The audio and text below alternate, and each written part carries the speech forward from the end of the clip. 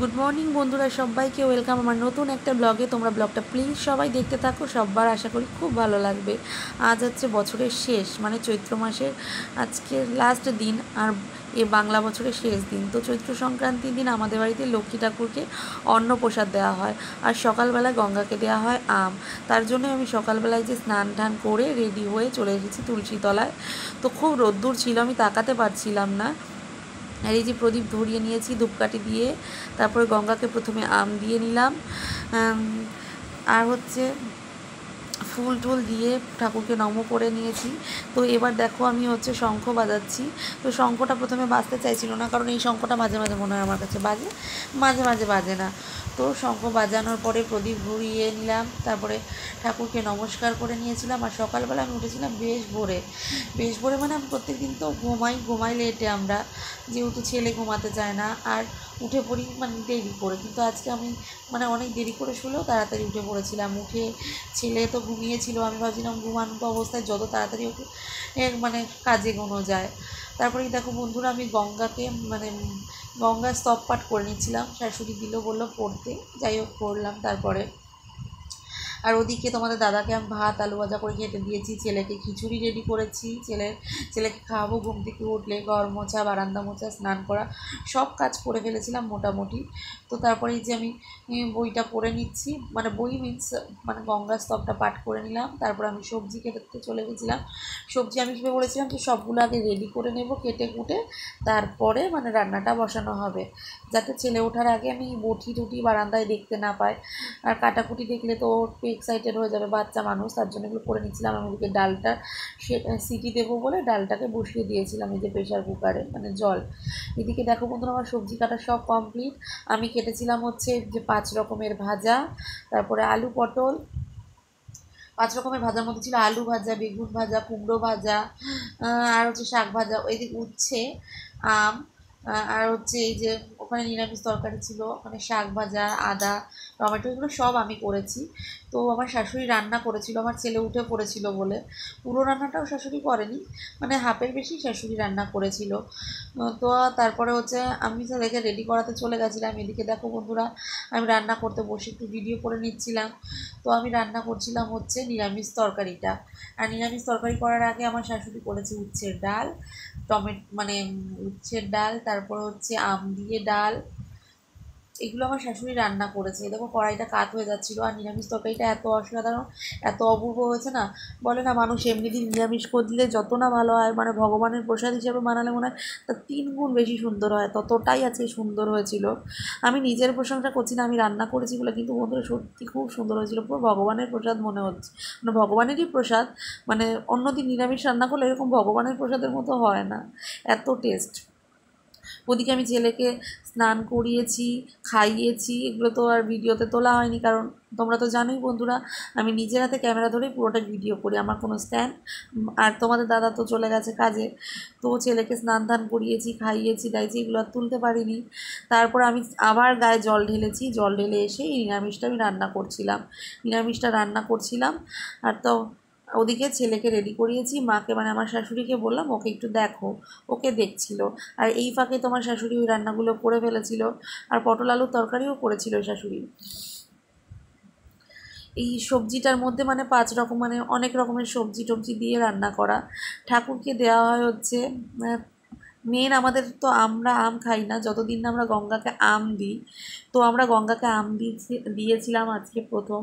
তো এবার থেকে আমরা আম দিয়ে টক ডাল খেতে পারবো। এতদিন কিন্তু আমরা কেউ আম খাইনি, আমার শাশুড়ি, আমি, তোমাদের দাদা। এই আজকে আম দেওয়ার পরে আম খাচ্ছি। আর মানে এই ঠাকুরের মানে পুজোতে মেন প্রসাদ হচ্ছে আম ডাল, আর তারপর উচ্ছের ডাল, এই যে নিরামিষ আলু পটলের তরকারি, তারপর হচ্ছে দই মিষ্টি তো যে যা যেমন দেয়। যাই হোক, এই দেখো আমার নিরামিষটা রেডি। তারপর নিরামিষটা আমি নামিয়ে ফেলেছিলাম, নিরামিষটা দেখতেও খুবই সুন্দর হয়েছিল। তারপর আমার শাশুড়ি বললো যে নিরামিষটা যখন নামিয়ে ফেলেছো তখন মানে ঠাকুরের জন্য বাটিতে বেড়ে দাও। তারপরে আমি সেটাই ঠাকুরকে বেড়ে দেওয়ার জন্য বলছিলাম পাত্র কোথায়।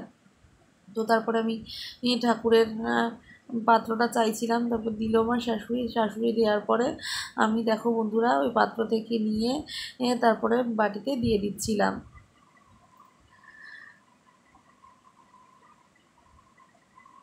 ঠাকুরের প্রসাদ আমাদের কিন্তু মানে যেটুকু আমাদের রান্না হয়েছিল পুরো প্রসাদটাই আমাদের পুরো উঠে গেছিলো, একটু বাঁচেনি। ঠাকুরের প্রসাদ যদি মানে বেঁচে যায় বা ফেলা যায় খুবই মন খারাপ লাগে। আমি খুব খুশি হই যবে থেকে আমরা এই যে মানে আমরা আলাদা হয়েছি, আমার নতুন মানে নিজের সংসার হয়েছে, ততদিন থেকে না সত্যি ভগবানের আশীর্বাদে আমি কিন্তু কিছুই নষ্ট করি না। কারণ আমি দেখেছি আমার মাকেও কখনো কিছু নষ্ট না করতে, এমনকি ভাতটুকু আমার মা রান্না করে বেশি হয়ে গেলে পরের দিন খেয়ে নেয়। তো দেখো বন্ধুরা, আমি তারপরে লাল শাক রান্না করে ফেলছিলাম। লাল শাকটা খুবই অল্প, এই কারণেই অল্প তোমরা জানো বন্ধু, মানে আমি আমার শাশুড়ি তোমাদের দাদা মানে খাবার জন্য বানানো, তো লাল শাকটা বেশি না বানানোটাই বেটার। আর কেউ পছন্দও করে না অত। আর শাক আর প্রসাদটা কিন্তু আমাদের বাড়িতে পুরো একসাথে সব তরকারি দিয়ে মেখে তারপরেই প্রসাদটা দেওয়া হয়, মানে ঠাকুরকে সাজিয়ে দেওয়ার পরে তারপরে মেখে আমরা খাই একবারে। তো এই দেখো, প্রথমে সবজির তরকারি, তারপর ডাল, তারপর আলু পটলের তরকারি আমার শাশুড়ি রান্না করেছিল, তারপরে উচ্ছের ডাল, এদিকে ছিল হচ্ছে লাল শাক, আর এদিকে 5 রকমের ভাজা, আর তার মধ্যে ছিল লেবুটা যাই হোক আমার শাশুড়ি দিয়েছিল যখন উল্টে দিয়েছিল, তো কী আর করা যাবে, উল্টে গেছে। তো হচ্ছে এরপরে হচ্ছে আমি তো তোমাদের ভালো করে দেখানোর চেষ্টা করছিলাম। আর ভোগের প্রসাদের মানে যদি ফটো কেউ দেখে তো ভোগ দর্শনের দুর্ভোগ কাটে সবাই বলে। এই দেখো আমাদের মা লক্ষ্মীর ফটো কিন্তু বদলানো হয় না, বহুদিন পরে নষ্ট হলেই একমাত্র বদলানো হয়, প্রত্যেক বছর ফটো আমাদের কেনার নিয়ম নেই। আর এই দেখো আমাদের অন্নটা আমার শাশুড়ি নিয়ে আসলো, অন্নটাও আমার শাশুড়ি রান্না করেছিল, তারপর আমার শাশুড়ি আবার থালায় সাজিয়ে দিচ্ছিল। আমি বললাম একটু গুছিয়ে রাখো, তো আমার শাশুড়ি আবার ওই দেখো গুছিয়ে দিচ্ছে বন্ধুরা একে একে সব। আমার শাশুড়ি মানে অনেকটাই করেছে, অনেকটাই। আমি হয়তো রেডি করে দিয়েছি সব কিছু, কিন্তু অনেকটাই আমার শাশুড়ি করেছে। আর আমরা খুবই তাড়াতাড়ি মানে ভগবানকে তো একটা সময়ের মধ্যে দিতে হয়, তো আমরা সময়ের মধ্যে না তার আগেই আমরা দিয়ে ফেলেছিলাম, মানে আমাদের সব হয়ে গেছিলো। সবথেকে বড় কথা, আমার ওই ছোট্ট বাচ্চাটাকে খাওয়ানো স্নান করানোর মধ্যেও মানে দিয়েও আমরা তাড়াতাড়ি করতে পেরেছি, এটা সবথেকে বড় কথা। তো এখানে দেখো আমার শাশুড়ি তরকারি বাটিগুলো সাজিয়ে দিচ্ছে ঠাকুরের সামনে।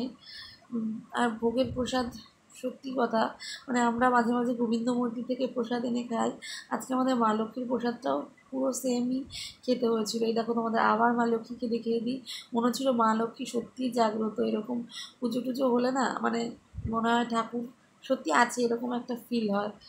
তো আমি বলছিলাম গুছিয়ে টুছিয়ে সুন্দর করে রাখো, আমি ছবি তুলবো, ভিডিও করবো। তো আমার শাশুড়িও জানে আমি এখন একটু টুকটাক ভিডিও করি, তার জন্য আমার শাশুড়িও সব গুছিয়ে রাখার চেষ্টা করে। যাই হোক, এই যে তারপর ঠাকুরকে পান দিয়ে দিলাম, মিষ্টি পান। জানো তো বন্ধুরা, এই পানটা খেয়ে পানের যে মানে রসটা হয় সেটা তো খেতে নেই, সেটা আমি খেয়ে ফেলেছিলাম আজকে ভুল করে। আর আমার এত মাথা ঘুরছিল কল্পনার বাইরে। তারপর দেখো 5 রকমের মিষ্টি আমার শাশুড়ি সাজিয়ে দিচ্ছে প্লেটে। আমার শাশুড়িই গোছানোটাও মানে সাজানোটাও আমার শাশুড়িই করেছে। তারপরে আমি একটু এক্সপেরিমেন্ট করছিলাম, এই যে মিষ্টিটা ঠিকঠাক করে সরিয়ে কোথায় কোনটা দেবো এরকম ঠিক করছিলাম, যাতে চারদিকে মনে হয় মানে এক জায়গায় না, ব্যাপারটা সব মানে গুছিয়ে রাখার চেষ্টা করছিলাম। তারপর আমার শাশুড়ি দই এনেছিল, তো ওই দইটা মানে খুলে মানে সেটাও সাজিয়ে দেবে আর কি। তখন আমি আবার বলছিলাম যে ঠাকুরের জন্য একটা চামচ কিনতে হবে মা, ঠাকুর দই মিষ্টি মানে প্রসাদ খাওয়ার পর চামচ দিয়েই তো আমরা দই খাই। তো আমার শাশুড়ি বলছিল হ্যাঁ। তো দেখো বন্ধুরা, সব রেডি, সব গোছানো হয়ে গেছে। তোমরা মন দিয়ে দেখো আর মন থেকে প্রণাম করে নিও, কারণ ভোগ দর্শনে সত্যিই দুর্ভোগ কাটে, এটা আমি অনেকবার শুনেছি। আমার শাশুড়ি যখন আমাদের বাড়িতে ভোগ আনে ঠাকুরের, তো তখন আমরা পয়সা দিয়ে ভোগ দর্শন করি, দেখি আর কি। তারপর আমার শাশুড়ি একটা করে ফুল দিয়ে দিচ্ছিল, বেশি ফুল দিচ্ছিল যেহেতু প্রসাদটা পরে তো আমরা খাবো না, বেশি ফুল দিলে তো বাঁচতে সময় লাগে, তাই অল্প ফুল দিয়ে বেশ সাজিয়ে সুন্দর করে আমার শাশুড়ি দিয়েছিল। আর তখন আমি বসে নাচ্ছিলাম, তোমাদের দাদাভাই ক্যামেরা করছিল, আমার ঠিক মনে নেই। তো যেই হোক একটা ক্যামেরা করছিলাম, যে করেছে ক্যামেরাটা তোমাদের দাদা করুক বা আমি করি, ভালোই করেছি। না সরি ভুল বলে ফেললাম, তোমাদের দাদাভাই ক্যামেরাটা করছিল, আমি বসেছিলাম ঠাকুর ঘরের দুয়ারের ওপরে। তো আমার শাশুড়ি এরকম আমার শঙ্খটা দিয়ে দিচ্ছে। এখন কিন্তু শঙ্খটা বেশ সুন্দর বেজেছিল, সকালে না বাজলেও, সকালে যেমন বেজেছিল না মানে বাজতে চাইছিল না, পরে বেজেছিল। তো এখন শঙ্খটা ভালো করে বেজেছিল। আমার শাশুড়ি বলছে আমি কী করবো, এই দেখো আমার ছোটো বাবা আর বড়ো বাবা দুজনেই আমার পিছনে এসে দাঁড়িয়ে পড়েছে। দুজনেই বলছে, মানে ছোটো জনকে বলছে মিষ্টি খাবো। তো আমি বলছি বাবা এখন মিষ্টি খাই না, পরে খাবো। আর এই যে শঙ্খ আমি বাজিয়ে নিলাম, জয় মা লক্ষ্মী জয়। আমাদের এই ছিল আজকের পুজো। আর তারপরে আমরা চলে গেছিলাম হচ্ছে টাউনে একটু কেনাকাটা করতে। কেনাকাটা তোমাদের দেখাতে পারিনি। তো দেখো প্রচণ্ড মানে অসম্ভব ভিড় ছিল, এগোনোই যাচ্ছিল না। এই জায়গাটা মনে হচ্ছে ফাঁকা, কিন্তু না প্রচুর ভিড় ছিল, প্রচুর ভিড় ছিল, মানে অন্য দিনের তুলনায় প্রচুর ভিড়। তারপর আমরা চলে এসেছিলাম চড়কের মেলায়। চড়কের মেলায় এসে আমি একটা জলচৌকি কিনেছিলাম।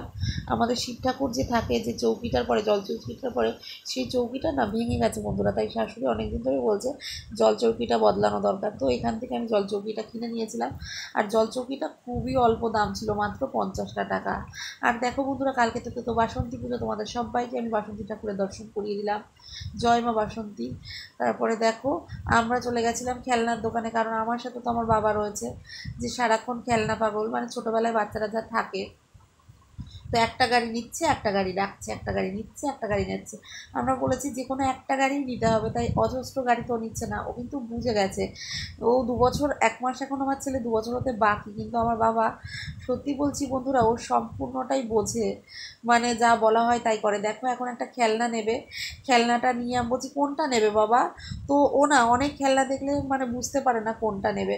তো অন্যটা নেবে বলে আমরা বলছি অন্যটা নেবে, তখন বলছে হ্যাঁ অন্যটা নেবে, যেই বলেছি না তখন দেখো বন্ধুরা, ওই গাড়িটাকে বলছি তাহলে রেখে দিতে হবে জায়গায়, তাহলে অন্যটা নিতে পারবে।